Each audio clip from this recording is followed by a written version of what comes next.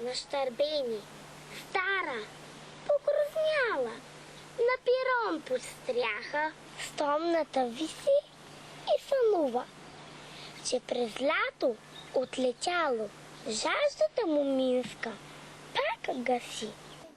Че да минат колодецата, отворете, затворете и един оставете. Ябълка или круша? Ябълка, зад мен.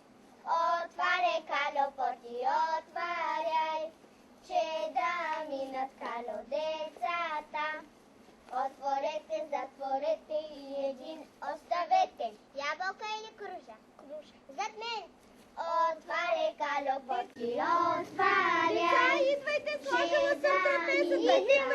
Идем. Идвайте, после ще играете. Ние си тръгваме и Полета не се гонете. Чакайте.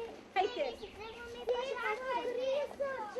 Полета на трапезата и за тебе има, седнете.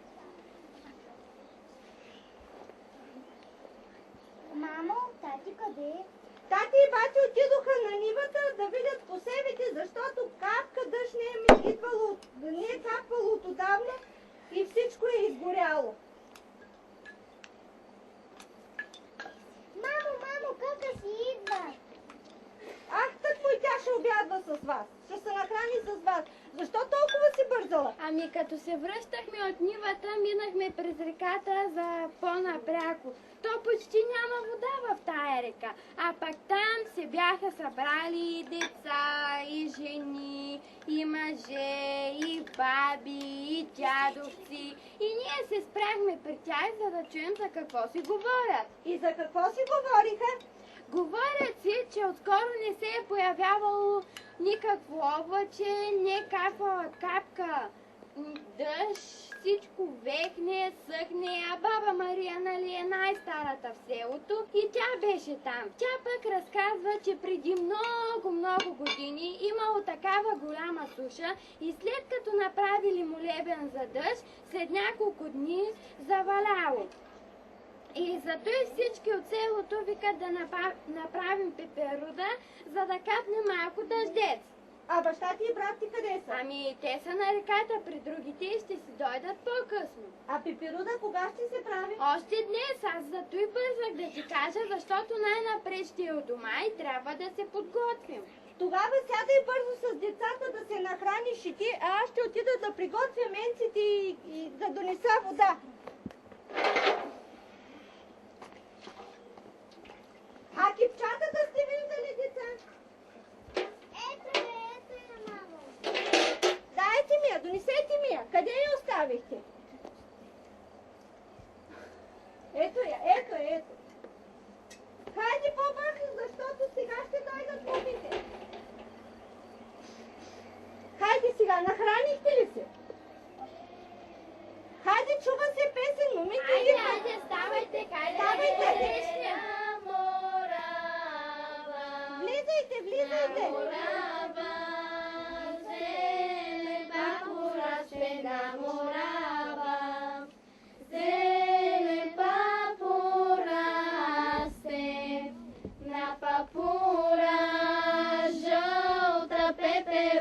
На папура, жълта пеперуда, и селото ходи пеперуда, и селото ходи, и на Богу тя, за да се моли, и на Богу тя, за да се моли.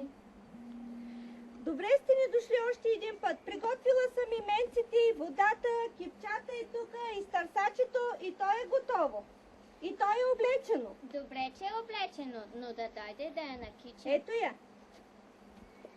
Летни пеперуди от двор на двор ходят, лети, Боже, лети, да се роди просо, да се роди просо и бяла пшеница, и бяла пшеница, и жълти папури. Летни пеперуди от двор на двор ходят, Лети, Боже, лети, да се роди просо, да се роди просо и бяла пшеница, и бяла пшеница, и жълти папури. Отдавна не се е появявал облак над Мара Гидик. Дано след този молебен се появи. Дано и това стане. Дано, дано. Пеперуда лята, през поле самята, през поле самята и са Богу моли. Дай ми, Боже, дай ми ситен дребен дъждец, да се роди жито, жито и папури, да се хранят деца, малките дечица, малките дечица, клети сирачета.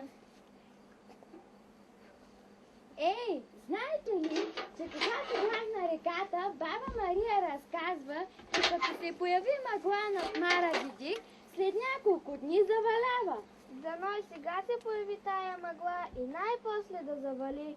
Нали зато и се молим? О, лекна ми на душата. Добре направихте този молебен. Дано най-накрая падне капка дъжд, защото всичко изгоря, нищо не остана по нивите. Да сте живи и да сте здрави.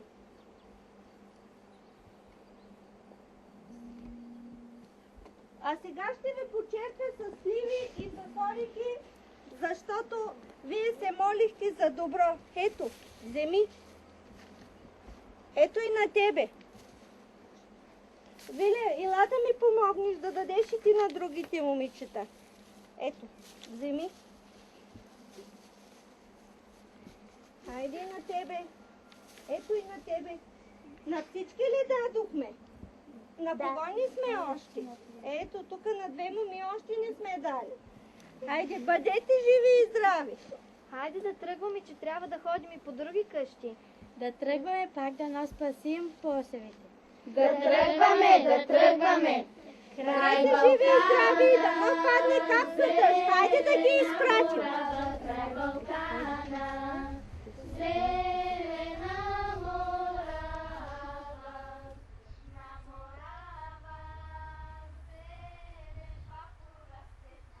папур расте на Дано най-накрая завали. Момите попяха. Пеперудата окъпаха. Марио мома убава, да бережа да латинка. Марио мома убава, дезе се змия в градинка. Дошли от вековете, неподвластни на забравата, вървяли от баба на внучка, като клетвена изповед на поколенията, обичаите са едно от безценните богатства на земята ни. И два живота да имахме, не биха ни стигнали да присъздадем многовековните традиции на балканджиите под Мара Гидик.